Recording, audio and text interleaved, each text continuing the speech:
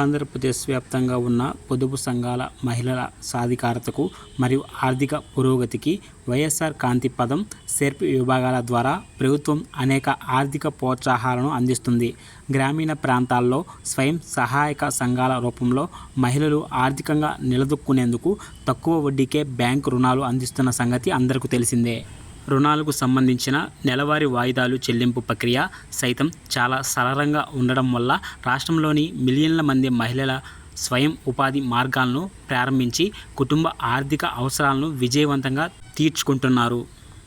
గతంలో చట్టబద్ధమైన బ్యాంకింగ్ మార్గదర్శకాల ప్రకారం ఒక డ్వాక్రా గ్రూప్ బ్యాంకు నుంచి రుణం పొందాలంటే తప్పనిసరిగా ఆ సంఘంలో కనీసం 10 మంది సభ్యులు ఉండాలనే కఠినమైన నిబంధన అమల్లో ఉండేది.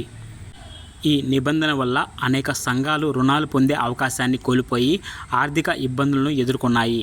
అయితే ప్రస్తుతం రాష్ట్ర ప్రభుత్వం మహిళా ప్రతినిధుల కోరికను పరిగణలోకి తీసుకొని బ్యాంకింగ్ రంగంలో విప్లవాత్మకమైన సడలింపు ప్రవేశపెట్టింది. ఇకపై 10 మంది లేకపోయినా కనీసం 8 మంది సభ్యులు ఉన్నప్పటికీ బ్యాంకు రుణాలు మంజూరు చేయాలని ప్రభుత్వం రాష్ట్ర స్థాయి బ్యాంకర్ల కమిటీని కోరింది.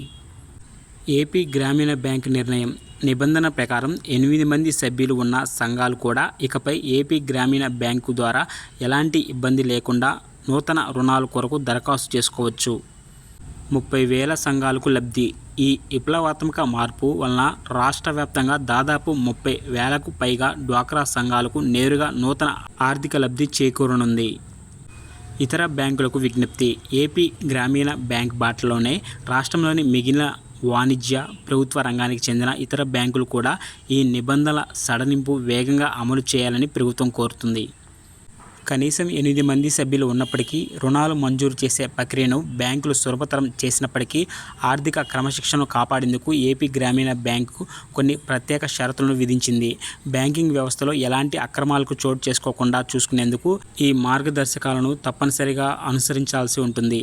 రుణాల మంజూరు ప్రక్రియ వేగవంతంగా సాగాలంటే ప్రతి డ్వాక్రా సంఘం కింది ముఖ్య నిబంధనలను పాటించవలసి ఉంటుంది. గ్రూపులో సభ్యుల సంఖ్య తగ్గడానికి గల ప్రధాన కారణాలైన వలస వెళ్లడం, సభ్యుల అకాల మరణం, పాత బకాయిల పరిస్థితి మరియు అక్రమాలు ఉన్నాయా అనే విషయాలను బ్యాంకులు క్షుణ్ణంగా తనిఖీ చేస్తాయి. తగ్గిన సభ్యుల ఆధారంగా రుణం పొందేందుకు డ్వాక్రా గ్రూప్ సభ్యులందరూ కలిసి ఏకగ్రీవకంగా ఒక ప్రత్యేక తీర్మానాన్ని ఆమోదించి దాని ప్రతిని సంబంధిత బ్యాంక్ మేనేజర్కు సమర్పించాలి. సడలింపు ద్వారా రుణం పొందిన సంఘాలు రాబోయే 6 నెలల వ్యవధిలో నూతన సభ్యులను చేర్చుకొని తిరిగి తమ సభ్యుల సంఖ్యను కనీసం 10కి పెంచుకోవాల్సి ఉంటుంది.